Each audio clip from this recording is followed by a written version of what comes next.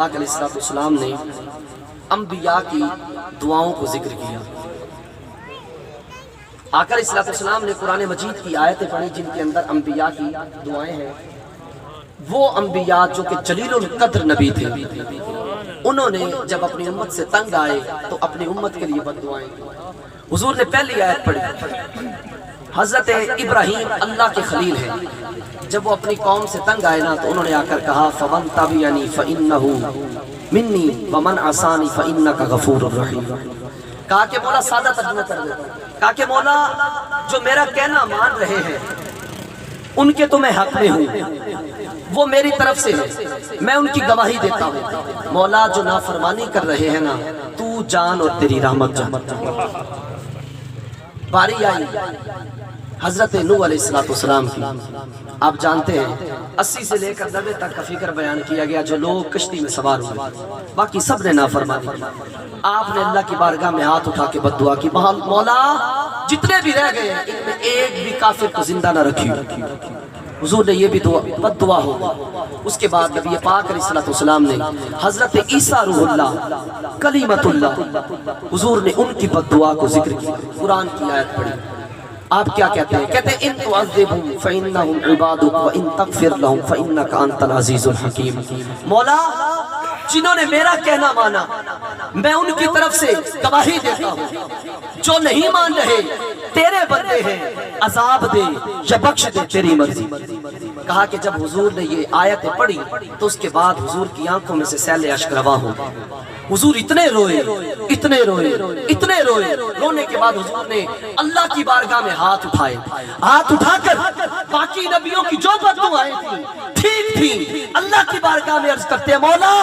نبی جو کہہ گئے مولا میں رحمت للعالمین ہوں۔ ہاتھ اٹھا کر میرے حضور نے کہا اللہم امتی اللہم امتی، اللہ مصطفیٰ کی امت کا خیال رکھیو، مصطفیٰ کی امت کا خیال رکھیو۔ ایک روایت میں ہے میرے حضور نے ہاتھ بلند کیے، کہا کہ اللہم الصالحون للہ والطالحون لی، مولا جتنے بھی نیکوکار ہیں وہ تو تیری رحمت سے بخشے جائیں گے، اللہ گناہگاروں کو میری رحمت کے حوالے کر دے۔ اللہ اکبر۔ حضرت عمر بن عاص کہتے ہیں یہ کہنا تھا، کہا کہ پھر حضور کی آنکھوں میں سے آنسوں کی جھڑی لگی، کہا کہ حضور اتنے روئے، اللہ نے طائر سدرہ جبرائیل کو بھیجا، کہا کہ جا جبرائیل پوچھ تو صحیح محبوب روئے کیوں ہیں، محبوب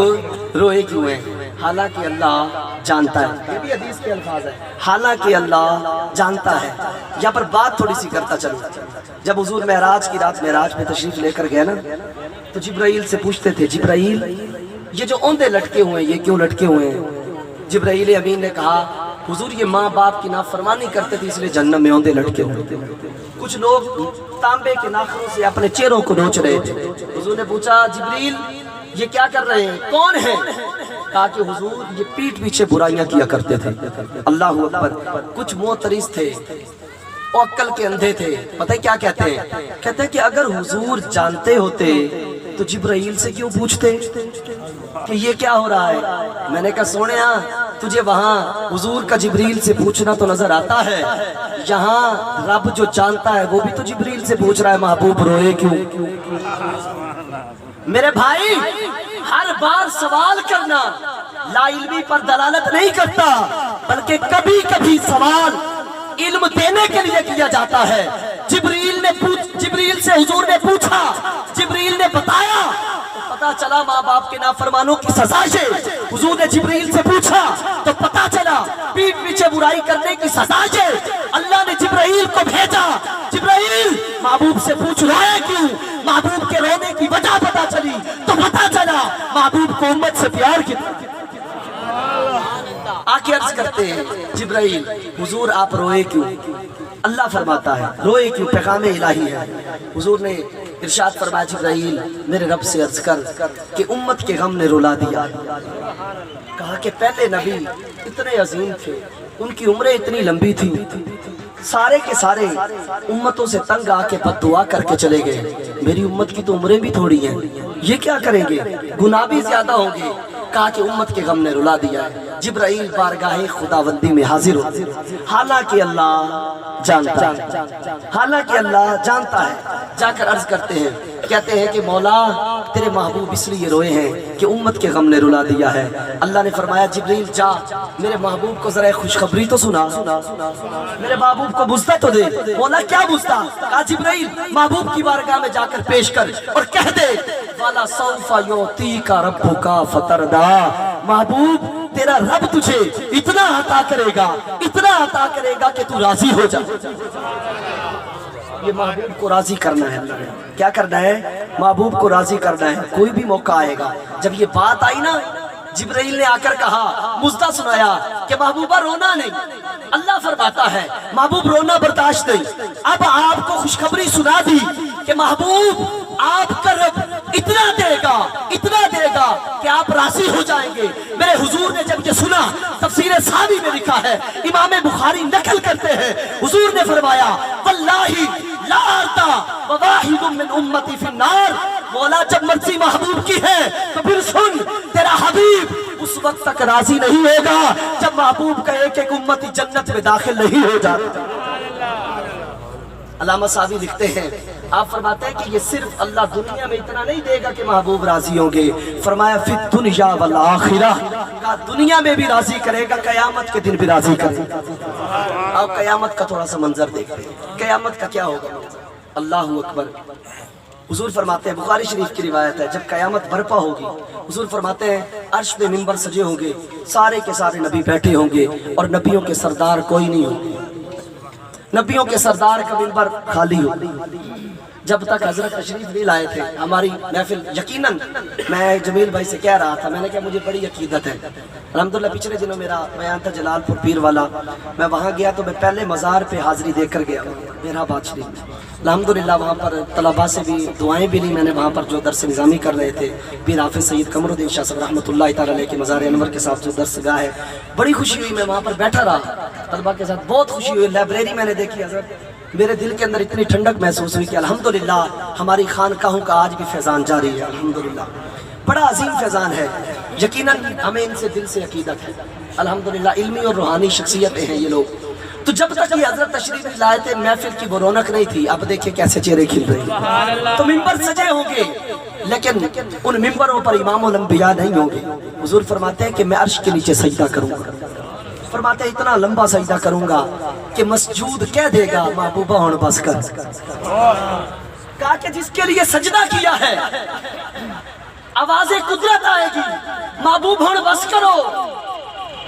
جس کے لیے سجدہ کیا وہ راضی ہو گیا، کہا کہ میں نہیں اٹھوں گا، آواز آئے گی ارفع راسک یا محمد، محمد پیارے سجدے سے سر اٹھائیے، حضور فرماتے نہیں اٹھاؤں گا، فرمایا پھر آواز آئے گی سل توتا اشفاء شفا، محبوب مانگیے رب دے گا، آپ شفاعت کیجئے رب شفاعت قبول فرمائے گا۔ نعرہ تکبیر، نعرہ رسالت، نعرہ خلافت، نعرہ حیدری، جشن عید میلاد النبی، علماء اہل سنت۔ کہا کہ جب یہ آواز آئے گی نا، کہا کہ جب یہ آواز آئے گی حضور فرماتے پھر میں اٹھ جاؤں گا، اٹھ کے حضور فرماتے پھر میں اپنے امتیوں کو جنت میں داخل کرنا شروع کروں گا، حتیٰ کہ حضور فرماتے ہیں کہ میرے امتی جو گناہوں کے سبب جہنم میں گرے پڑے ہوں گے، اور بھی امتوں کے ہوں گے جو جہنم میں ہوں گے، کافر بھی ہوں گے، سارے ہوں گے، اور جہنم بڑی کالی ہے، اتنی کالی ہے کہ میرے بھائی دوسرے کی شکل بھی نظر نہیں آئے گی، اتنی کالی ہے،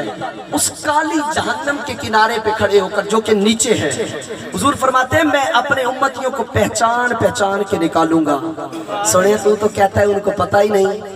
ہے، وہ کالی گھٹا والی جہنم سے بھی حضور فرماتے ہیں پہچان کے نکالوں گا۔ میرے امام بولے آج لے ان کی پناہ، آج مدد مانگ ان سے، پھر نہ مانیں گے، قیامت میں اگر مان گیا پتر جب لائیو چھتر پڑیں گے نا پتہ تب چلے گا کہ سونے کی مرضی کیا تھی، حبیب کی مرضی کیا تھی۔ حضور فرماتے ہیں جب سارے امتی جنت میں چلے جائیں گے، جس کے دل میں رائی کے دانے کے برابر بھی ایمان ہوگا، حضور فرماتے ہیں اسے بھی جنت میں داخل کروا دوں گا۔ فرمایا جب جنت میں چلے جائیں گے، میرے حضور فرماتے ہیں اب میرا رب مجھ سے پوچھے گا اردیتا یا محمد سونے ہون تے راضی ہیں اللہ ایویں نہیں یار بنایا کہا سونے ہون تے راضی ہو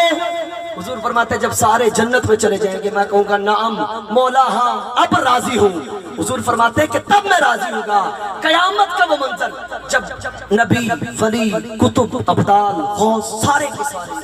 ہر ایک کی یہ تمنا ہوگی کہ آج کے دن پروردگار راضی ہو جائے آج کے دن سونا رب راضی ہو جائے کہ سب کی تمنا ہوگی لیکن اس وقت رب کی رضا کیا ہوگی آؤ حدیث قدسی سنتے ہیں اللہ اکبر رب فرماتا ہے کلہم یطلبون ردائی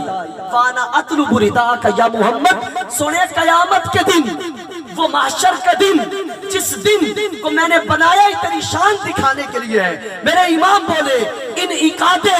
بزم محشر کا ہے سبب فقط اتنا ان کی شان محبوبی دکھائی جانے والی ہے کہا کہ سونیا جب سارے میری رضا کو طلب کرتے ہوں گے کلہم یطلبون ردائی سارے چاہتے ہوں گے رب راضی ہو جائے میں رب کیا چاہوں گا وانا اطلب رداک یا محمد سونے قیامت کے دن بھی میں تیری رضا کو طلب کروں گا خدا کی رضا چاہتے ہیں تو عالم خدا چاہتا ہے رضائے محمد ارے تماشا تو یہ ہے کہ جنت کو دیکھو بنائے خدا اور بسائے محمد اللہ نے پیارے کو بڑی شان عطا فرمائی ہے خدا کی قسم یہ وہ در ہے جو اس در پہ آتا ہے وہ کہیں بھٹکتا نہیں ہے یہی در ہے جو رب کا در ہے خدا کی قسم یہی در ہے جو پروردگار کا در ہے جو حضور کے دامن سے جڑتا ہے وہ اللہ تک پہنچ جاتا ہے جو حضور کے دامن سے ہٹ گیا وہ خدا سے بھی دور ہو جاتا ہے میرے امام بولے خدا خدا کا یہی ہے در